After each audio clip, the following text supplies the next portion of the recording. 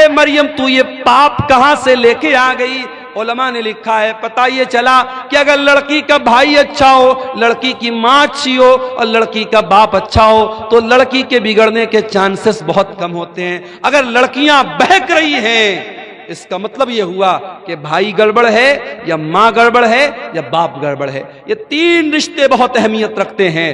جس گھر میں لڑکوں کے تعلقات لڑکیوں کے ساتھ ہوں اور جس گھر میں بہن یہ دیکھتی ہو میرا بھائی راتوں میں لڑکیوں سے بات کرتا ہے اور لڑکیوں کے ساتھ گھومتا پھرتا ہے، اس گھر کی لڑکیاں بھی وہ کام کرنے میں ہچکیں گی نہیں میرے پیارے ساتھیوں۔ اس لیے لڑکیوں پر چوڑی ٹائٹ کرنے سے پہلے اپنے گھر کے لڑکوں پر بھی چوڑی ٹائٹ کرو اور ان کی بھی نگرانی کرو اور ان کو بھی غلط کام سے روکو۔ اور یاد رکھو زناکاری وہ راستہ ہے جس پر سے چل کے دوسرے لوگ ہمارے گھر تک آ سکتے ہیں۔ اللہ نے اسی لیے زناکاری کو راستہ قرار دیا ہے۔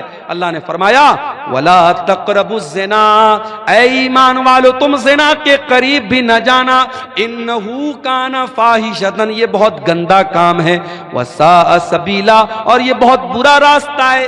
اسی راستے پر چل کر کے کوئی تمہارے گھر کی دہلیز تک بھی آئے گا، کوئی تمہارے گھر کی بہو بیٹی تک بھی آئے گا، اس لیے زناکاری سے اپنے گھر کو بچاؤ۔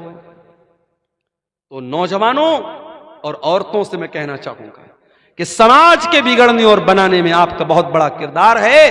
اس کردار کو میری بہنوں میرے بھائیوں ہمیں اور آپ کو سمجھنے کی ضرورت ہے۔ اب ایک آخری چیز بیان کر کے ہم بات ختم کریں گے۔ سردیوں کا موسم ہے، بہت دیر تک آپ کو بٹھانا مناسب نہیں ہے۔ سماج کی اصلاح اگر ہمیں اور آپ کو کرنی ہے میرے پیارے ساتھیوں، ایک کام ہم کو اور کرنا پڑے گا۔ آپ جانتے ہیں اسی بہار میں اسکولوں اور مدرسوں میں مجھے بھائیوں نے بتایا کہ بڑی سختی ہو گئی ہے۔ پہلے ٹیچر آتے تھے، کتنے بجے آئے کتنے بجے گئے کوئی خبر نہیں ہوتی تھی، اب ایپ آ گیا۔ اب باقاعدہ ایپ پر ٹیچر اسکول میں آیا اس کو حاضری لگانا ہے، اسکول سے نکلا اس کو حاضری لگانا ہے۔ اگر ٹیچر اسکول کے باہر کہیں دوسری جگہ سے حاضری لگائے گا ایپ بتا دے گا کہ ٹیچر صاحب اسکول میں نہیں ہیں۔ اب ظاہر ہے کہ سختی بڑھ گئی، اب سختی بڑھ گئی تو اب ٹیچر کو وہاں رہنا پڑے گا، اور اگر کوئی ٹیچر بغیر چھٹی لیے اسکول نہیں آیا تو پھر آگے سے ادھیکاری کا فون آتا ہے کہ فلاں ٹیچر کیوں نہیں آیا۔ اتنی سختی ہے تو سارے ٹیچر ٹائم سے آ رہے ہیں، سارے ٹیچر ٹائم سے جا رہے ہیں۔ جب سختی ہوتی ہے یا یہ کہہ لیجئے کہ جب یہ احساس ہوتا ہے کہ ہمیں اوپر والے کو جواب دینا پڑے گا، انسان آٹومیٹک ڈسپلن میں آ جاتا ہے۔ میرے پیارے ساتھیوں، ہم سے اوپر اور سب سے اوپر ایک ذات ہے اور وہ اللہ کی ذات ہے، اور وہ ہر منٹ ہر پل ہر لمحہ ہم کو دیکھ رہی ہے۔ دنیا والے ہماری ریکارڈنگ کریں یا نہ کریں، اللہ تبارک و تعالی ہمارے ایک ایک عمل کو ریکارڈ کر رہا ہے، اور اللہ کی ریکارڈنگ کا سسٹم اتنا مضبوط ہے کہ اللہ کی ریکارڈنگ کا کیمرہ کبھی آف ہونے والا نہیں ہے، وہ 24/7 آن ہے۔ اللہ کے فرشتے ہر لمحہ ریکارڈ کر رہے ہیں۔ اللہ قرآن میں کہتا ہے وَإِنَّ عَلَيْكُمْ لَحَافِظِينَ كِرَامًا كَاتِبِينَ يَعْلَمُونَ مَا تَفْعَلُونَ، اے میرے بندو تمہارے اعمال کو ہمارے فرشتے ریکارڈ کر رہے ہیں، تمہاری ایک ایک حرکت کو وہ نوٹ کر رہے ہیں، ایک ایک چیز کو وہ نوٹ کر رہے ہیں، اور اللہ تبارک و تعالیٰ خود ہمارے ایک ایک عمل کو دیکھ رہا ہے۔ ان ربک لبالمرصاد، اللہ نگرانی کر رہا ہے۔ اللہ تبارک و تعالیٰ تمہارے ایک ایک حرکت پر اللہ کی نظر ہے، اور جب تم راستہ چلتے ہو، جب تم راستے میں جاتے ہو، تمہاری آنکھیں کہاں جا رہی ہیں، تم کیا دیکھ رہے ہو، کیا بول رہے ہو، اللہ تعالیٰ تمہاری آنکھوں کے اشارے کو بھی جانتا ہے۔ یعلم خائنۃ الاعین وما تخفی الصدور، اللہ تعالیٰ تمہاری آنکھوں کی چوری کو بھی جانتا ہے، اور تمہارے دل میں کیا چھپا اللہ وہ بھی جانتا ہے۔ اس لیے میرے پیارے ساتھیوں، اگر اللہ کے سامنے کھڑے ہونے کا ڈر نہیں پیدا ہوگا، اللہ کے سامنے جواب دینے کا ڈر پیدا نہیں ہوگا، یہ کرپشن نہیں رک سکتا، یہ بھرشٹاچار نہیں رک سکتا، یہ برائی نہیں رک سکتی۔ آج بہار میں BPSC کی پریچھا ہوئی اور اس کے بعد پیپر لیک ہونے کی خبر آئی، آج پٹنہ میں تمام اسٹوڈنٹ دھرنے پر بیٹھے ہوئے۔ کیوں یہ ہو رہا ہے؟ یہ بار بار परीक्षाएं क्यों लीक हो रही हैं, ये भ्रष्टाचार क्यों हो रहा है? क्योंकि 4 पैसों के लिए आज इंसान लालच में पड़ जाता है और ये नहीं सोचता है कि मेरे इस भ्रष्टाचार से लाखों स्टूडेंट्स का और लाखों लोगों के मुस्तकबिल का जो है उसके ऊपर सवालिया निशान लग सकता है। मेरे प्यारे साथियों, अगर भ्रष्टाचार को रोकना है, अगर करप्शन को रोकना है, अगर चोरी को रोकना है, अगर गुंडागर्दी को रोकना है, अगर हरामखोरी को रोकना है, तो हमें और आपको अपने दिल में आखिरत का डर और अल्लाह के सामने जवाबदेही का डर हमें अपने अंदर पैदा करने की जरूरत है। मेरे प्यारे साथियों, ये प्रोग्राम इस इलाके के मदरसे का प्रोग्राम हो रहा है। मैं आपसे यह भी अपील करूंगा कि इस तरीके के प्रोग्राम जब होते हैं और आपसे बार बार ये अपील की जाती है कि आप इस इदारे को चंदा दें, दान दें, ताउन करें, तो आप ये मत समझिए कि हमारी जेब ढीली करने के लिए कहा जा रहा है, बल्कि ये भी आपको एक तरीके से मौका दिया जा रहा है कि आओ अपने नाम अमाल में कुछ नेकियों को बढ़ा लो, अपनी आखिरत की कुछ तैयारी कर लो, अपने आप को जहन्नम की आग से बचा लो।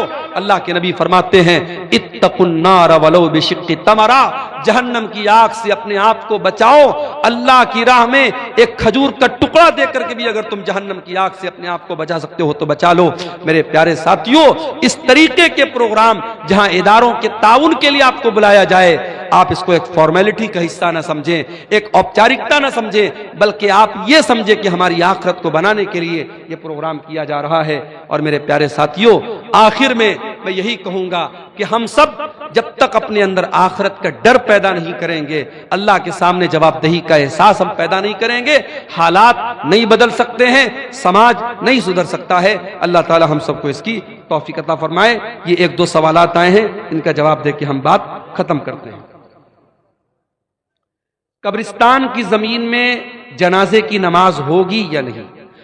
अगर वो जगह कब्रिस्तान के लिए खास है, अगर वो जगह कब्रिस्तान के लिए खास है, लेकिन जहां पे आप नमाज पढ़ रहे वहां पे कोई कब्र नहीं है, तब तो नमाज हो जाएगी। लेकिन अगर जहां पे आप जनाजे की नमाज पढ़ रहे वहां पर कब्रें हैं, कब्रों के बीच में आप जनाजे की नमाज पढ़ रहे या कब्र के ऊपर खड़े होकर पढ़ रहे हैं, तो ये फिर मुनासिब नहीं है। इसलिए कि कब्र के ऊपर खड़े होकर के नमाज पढ़ने से या कब्रिस्तान पर नमाज पढ़ने से अल्लाह के रसूल सल्लल्लाहु अलैहि वसल्लम ने मना किया है। अल्लाह के नबी मर्द और औरत की जनाजे की नमाज अलग अलग जगह पढ़ाते थे या नहीं? ऐसी कोई दलील नहीं है। ऐसी कोई दलील नहीं है कि मर्द के जनाजे की नमाज अलग जगह पढ़ाते थे, औरत के जनाजे की नमाज अलग जगह पढ़ाते थे। हाँ, जब जनाजा आता था, अगर मर्द का जनाजा होता था तो अल्लाह के नबी सर के पास खड़े होते थे, अगर औरत का जनाजा होता था तो बीच में उसकी कमर के पास खड़े होते थे।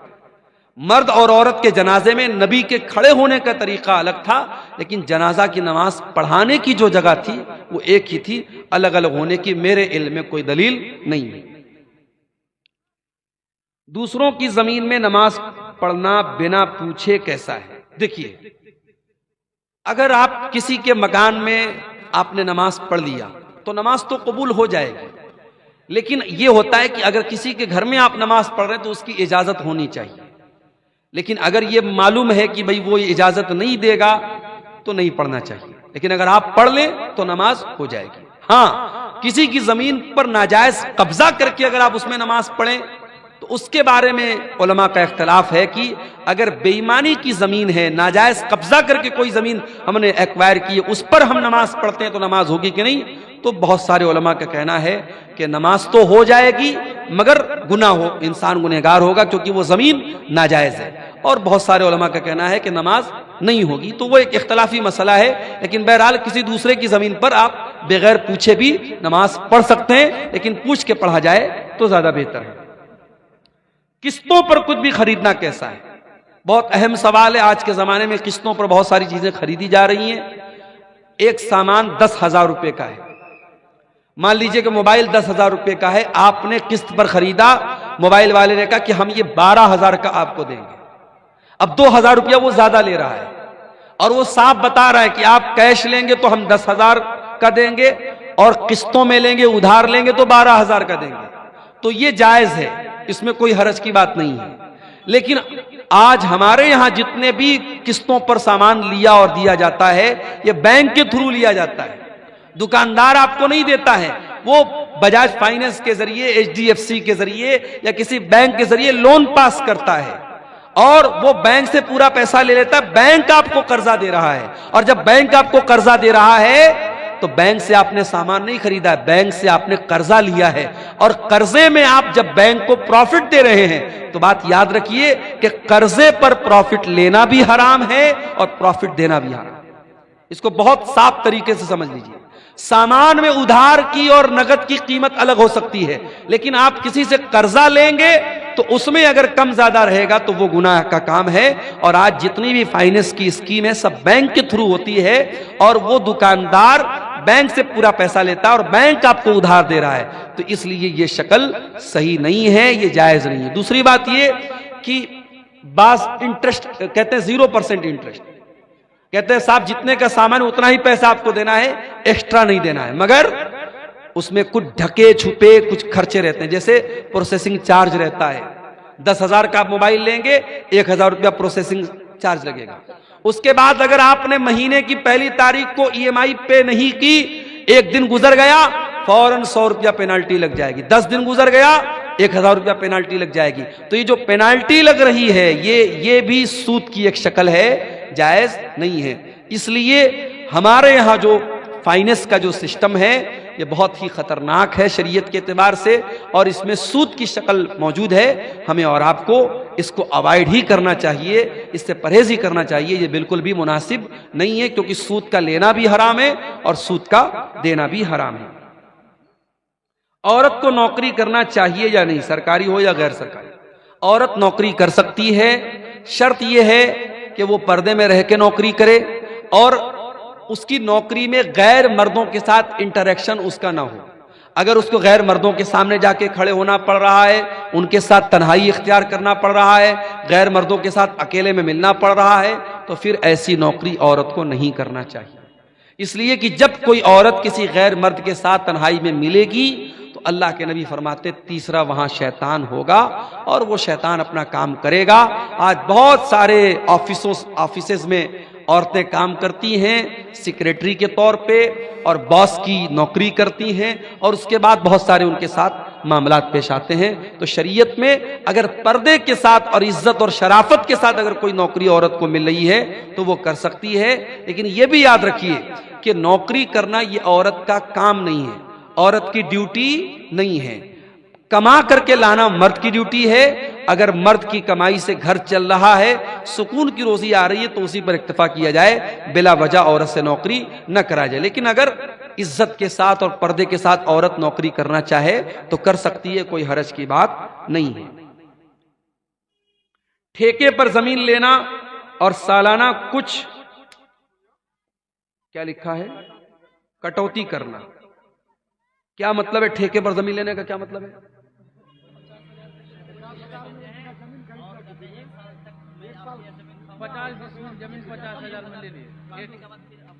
नहीं, ये गलत शक्ल है ना। देखिए सीधी सी बात है, आपकी जमीन है, मैं पैसा दे करके जमीन ले रहा हूं, तब तो ठीक है। अब मैंने आपको पैसा दिया और आपने मुझे जमीन दिया, अब 1 साल तक मैं आपकी जमीन से फायदा उठाऊं और आप मेरे पैसे से फायदा उठाएं, तो ये शक्ल भी सूद की शक्ल है। इसका मतलब यह हुआ कि आपने मुझको जो जमीन दी और मैंने आपको 1 लाख रुपया दिया, तो 1 लाख मैंने उधार दिया आपको, और उधार का बेनिफिट क्या उठाया जा रहा है कि जमीन ली जा रही है। तो उधार पैसे पर किसी भी तरीके का बेनिफिट लेना सही नहीं है। आप जमीन का अगर लेन देन कर रहे हैं, एक होता है कि एडवांस दे दिया, 1 लाख रुपया हमने एडवांस दे दिया, 1 साल में हम पूरा पैसा अदा करेंगे, वो एक अलग शक्ल होगी। लेकिन अगर किसी को जमीन हमने पैसा उससे जमीन ले ली और 1 साल तक हमने फायदा उठाया और उसके बाद पैसा वापस कर दिया और जमीन वाले ने जमीन वापस कर ली, तो फिर ये शक्ल सही नहीं है। बाकी मजीद उसकी जो शक्लें हैं वो आप अपने इलाकाई उलमा से समझ लो तो ज्यादा बेहतर है। पति पत्नी आपस में मुलाकात के दौरान किसी प्रकार के, जो बहुत मशहूर चीज है हमारे यहाँ, मैं नाम नहीं पढ़ रहा हूं उसका सवालात का क्योंकि बच्चे वगैरह भी बैठे हैं, मियाँ बीवी की मुलाकात के पहले हमल को रोकने के लिए जो तरीके इस्तेमाल होते हैं, 2-3 शक्लें हमारे यहाँ ज़्यादा राइज हैं।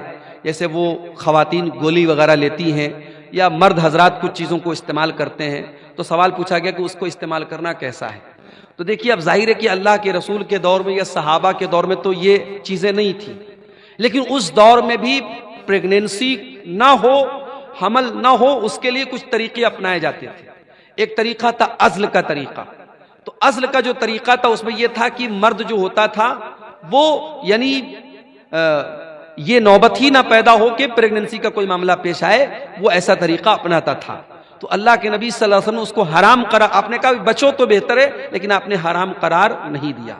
تو اسی لیے علماء کا یہ کہنا ہے کہ اگر اس طریقے کی احتیاطی تدابیر اگر استعمال کی جائیں، اور وہ بھی اس وجہ سے کہ بھی بچہ چھوٹا ہے، اگلا بچہ اگر پیدا ہوگا تو اس بچے کے دودھ وغیرہ پینے پر یا اس کی پرورش پر مسئلہ آئے گا، تو اس سوچ کے ساتھ اگر وہ ان چیزوں کو استعمال کرتا ہے تو اس کی گنجائش بنتی ہے۔ لیکن ہاں صرف اس ڈر سے کہ پیدا ہو جائے گا تو ہم کہاں سے کھلائیں گے، یا کوئی ایسا طریقہ اپنانا کہ پرماننٹ حمل نہ ہو، یا نسبندی کرا لینا، یا اس طریقے کا کوئی آپریشن کرا لینا کہ آئندہ اولاد نہ ہو بنا کسی مجبوری کے، تو یہ ٹھیک نہیں ہے، یہ مناسب نہیں ہے۔ یا اسی طریقے سے اگر حمل ٹھہر گیا، حمل کے ٹھہرنے کے بعد کوئی دوا کھلا کر کے حمل کو ضائع کرنا، یہ ساری شکلیں حرام ہیں، ان سب سے ہمیں پرہیز کرنا چاہیے اور بچنا چاہیے۔ جب علماء جہیز لیتے ہیں تو عام آدمی کو کیوں منع کرتے ہیں؟ بہت اچھا سوال ہے۔ علماء اگر جہیز لیتے ہیں تو کیا وہ عام آدمی کو منع نہیں کر سکتے؟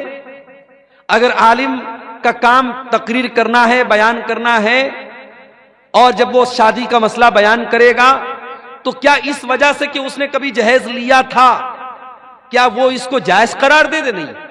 دیکھیے جو چیز غلط ہے عالم کے کرنے سے وہ صحیح نہیں ہو جائے گی، اور آپ اللہ تعالیٰ کیا یہ جواب نہیں دے سکتے کہ وہ ہمارے محلے کے تو مولانا صاحب کرتے تھے۔ مولانا صاحب کے کوئی کام کرنے سے وہ کام صحیح نہیں ہو جائے گا۔ صحیح اور غلط کا معیار قرآن اور حدیث ہے، صحیح اور غلط کا معیار دلیل ہے۔ اگر دلیل کی روشنی میں جہیز لینا غلط ہے، جہیز کا لین دین غلط ہے تو غلط ہے۔ اگر عالم نے لیا ہے، عالم اللہ تعالیٰ کیا اس کا حساب دے گا۔ اب سوال یہ کہ عالم کیوں منع کرتے ہیں؟ تو آپ کیا چاہتے ہیں کہ ایک تو اس نے لیا ہے، ایک غلط کام کیا، آپ منع بھی نہ کرے، دوسرا غلط کام کرے؟ تو ڈبل غلط کام اس سے مت کروائیے۔ اگر کوئی لے رہا ہے، دے رہا ہے تو وہ غلط ہے، اور اس کے لینے دینے کی وجہ سے وہ صحیح نہیں ہو جائے گا۔ مولانا صاحب اگر ہم لڑکیاں رخصت کی حالت میں رہتے ہیں تو قرآن امپارہ چھو کر پڑھ سکتے ہیں؟ تو نہیں، تو دوسری کتاب میں وہی صورت اور آیت رہتی تو اس کو کیوں چھوتے ہیں؟ دیکھیے بہت اچھا سوال ہے کہ جب عورتیں پیریڈ میں ہوں تو اب ایک سوال یہ ہے کہ پیریڈ کی حالت میں عورت قرآن کو چھو سکتی ہے یا نہیں؟ ایک مسئلہ یہ کہ قرآن کو چھو سکتی ہے یا نہیں، اور ایک مسئلہ کہ کوئی کتاب ہے، کوئی رسالہ ہے، کوئی میگزین ہے، اس میں قرآن لکھا ہوا ہے، اس میں آیت لکھی ہوئی، اس کو چھو سکتی ہے کہ نہیں؟ تو دیکھیے جو حکم قرآن کا ہے وہی حکم اس میگزین اور رسالے کا نہیں ہو سکتا ہے۔ اس لیے کہ آپ دیکھیے کہ اللہ کے نبی صلی اللہ علیہ وسلم نے بادشاہوں کو لیٹر لکھا، اور اس میں بسم اللہ الرحمن الرحیم بھی لکھا، قرآن کی آیت بھی لکھی، اور بادشاہ لوگ ظاہر کافر تھے، ان کے ہاتھ میں وہ لیٹر گیا، اس کا مطلب کہ ایک ضرورت کے تحت وہ لیٹر ان کو دیا گیا۔ تو عورت اگر قرآن کو چھو رہی ہے اور کسی کتاب کو چھو رہی ہے، دونوں برابر نہیں ہے، ایک بات۔ دوسری بات یہ کہ پیریڈ کی حالت میں عورت اگر دستانے کے ذریعے یا دوپٹے کے ذریعے قرآن کو چھوئے تو بہتر ہے، ڈائریکٹ نہ چھوئے۔ لیکن اگر موبائل وغیرہ میں قرآن پڑھنا چاہے تو پڑھ سکتی ہے، یا بغیر چھوئے پڑھنا چاہے تو پڑھ سکتی ہے۔ کوئی عورت قرآن کی حافظہ ہے، اگر پیریڈ میں وہ قرآن پڑھ رہی، کوئی حرج کی بات نہیں، پڑھنا منع نہیں ہے۔ چھونے کے بارے میں بعض حدیثیں ایسی ہیں کہ چھونا صحیح نہیں ہے، تو چھونے کے لیے وہ دوپٹہ یا دستانہ وغیرہ استعمال کرے، اور تو رسالہ اور جو میگزین وغیرہ ہے اس کو پڑھ سکتی ہے، اس میں کوئی حرج کی بات نہیں، اس کا حکم وہ نہیں ہے جو قرآن کا حکم ہے۔ مولانا صاحب کیا ہم لوگ گوبر سے گھر پوچھ سکتے ہیں؟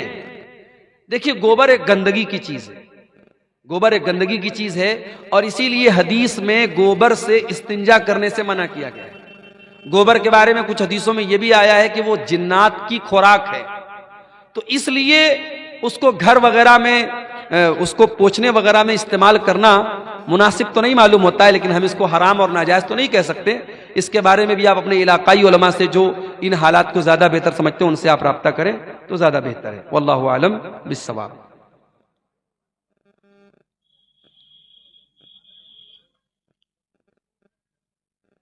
یہ کسی بھائی نے 2000 روپے کا چندہ پیش کیا ہے مدرسے کے لیے. اللہ تعالیٰ اس کے اس چندے کو قبول فرمائے.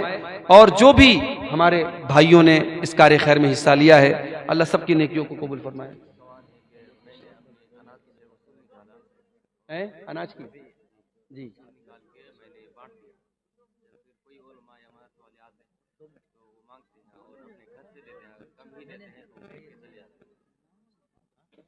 انہوں نے یہ سوال کر رہے بھائی صاحب کہ اگر ہم اپنے اناج کی جو زکوٰۃ ہے وہ زکوٰۃ نکال چکے, اب اس کے بعد کوئی مدرسے والا آ رہا ہے اور اگر وہ مانگ رہا ہے تو اس کو کچھ دے سکتے ہیں کہ نہیں, پوچھ رہے ہیں. ہاں دیکھیے, آپ نے جب زکوٰۃ نکال دی, آپ کے کھیت میں اتنا اناج پیدا ہوتا ہے, آپ نے اس کو کیلکولیٹ کر لیا کہ میرے اوپر اتنی زکوٰۃ فرض ہے, اتنا دھان آپ نے اللہ کی راہ میں دے دیا.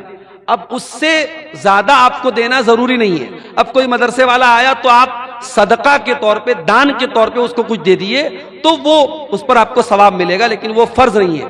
فرض اتنا ہی ہے جتنا آپ کے اوپر زکوٰۃ بنتی ہے. دیکھیے یہ ایک سوال بہت اچھا سوال آیا ہے, بہت ہی اہم سوال ہے اس دور کا, کہ مولانا صاحب کیا لڑکا لڑکی پیار کر سکتے ہیں یا نہیں. یہ سوال جو ہے ہمارے نوجوانوں کا فیورٹ سوال ہے کہ لڑکا لڑکی پیار کر سکتے ہیں یا نہیں. تو بھائی لڑکا لڑکی بالکل پیار کر سکتے ہیں, لائسنس حاصل کرنے کے بعد پیار کر سکتے ہیں, اور وہ لائسنس ہے نکاح کا. نکاح کے پہلے پیار اسلام میں نہیں ہے. ٹھیک ہے, اگر بائی چانس اگر کسی لڑکی کی, بھائی ہمارے یہاں بے پردگی کا دور ہے, اسلام میں تو بے پردگی جائز نہیں ہے, تو اس بے پردگی کے دور میں کسی لڑکی پر نظر پڑ گئی اور اس لڑکی کی خوبصورتی پر کسی لڑکے کا دل آ گیا, تو اب وہ کیا کرے. ہمارے یہاں طریقہ کیا ہے, موبائل نمبر حاصل کرے, چیٹنگ کرے, باتیں کرے, یہی ہوتا ہے, ہو رہا ہے. اسلام کا طریقہ یہ ہے کہ اگر کسی لڑکی کے بارے میں آپ کو پتا لگا کہ وہ لڑکی خوبصورت ہے یا اچھی ہے, دیندار ہے, تو آپ پراپر چینل اپنائیے, صحیح طریقہ اپنائیے. آپ لڑکی کے ماں باپ کے پاس نکاح کا پیغام بھیجیے. اگر وہ نکاح کا پیغام ایکسپٹ کر لیتے ہیں, آپ نکاح کر لیجئے, نکاح کے بعد خوب پیار کیجئے. لیکن یہ جو ہو رہا ہے کہ صاحب کپڑا بدلنے کی طرح پیار ہو رہا ہے, صاحب صبح کو کسی اور کے ساتھ اور شام کو کسی اور کے ساتھ, آج بریک اپ ہوا کل پیچ اپ ہوا, یہ جو نئی جنریشن میں ہو رہا ہے یہ بالکل بے حیائی ہے اور یہ حرام کاری ہے. اللہ ہمارے نوجوانوں کی اس سے حفاظت کرے. نکاح کے بعد محبت جو ہے وہ اصل محبت ہے اور اس کی اسلام میں اجازت ہے.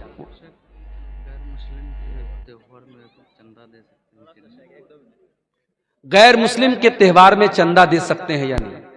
دیکھیے غیر مسلموں کے جو بھی تہوار ہوتے ہیں ظاہر ہے کہ وہ شرک کا تہوار ہوتا ہے, اور شرک کے تہوار میں ہمیں سپورٹ تو نہیں کرنا چاہیے. لیکن اگر ہم کسی ایسے علاقے میں رہتے ہیں جہاں سب لوگ مل جل کر کے رہتے ہیں اور وہاں اگر ہم نے چندہ نہیں دیا تو فتنہ فساد پیدا ہو سکتا ہے, مسائل پیدا ہو سکتے ہیں, تو صرف ان کے شر سے بچنے کے لیے, کسی سپورٹ کے طور پہ نہیں, یا یہ سوچ کر کے نہیں کہ ہم ایگری ہیں ان کے شرک سے یا ان کے شرک میں ہم شامل ہو رہے ہیں, صرف ان کے شر سے بچنے کے لیے اگر کچھ رقم دے دی جائے تو اس کی گنجائش بنتی ہے, وہ جائز ہے. لیکن بعض مسلمان کیا کرتے ہیں, باقاعدہ شامل ہوتے ہیں اور ان کے پورے تہوار میں ہر طریقے سے سپورٹ کرتے ہیں.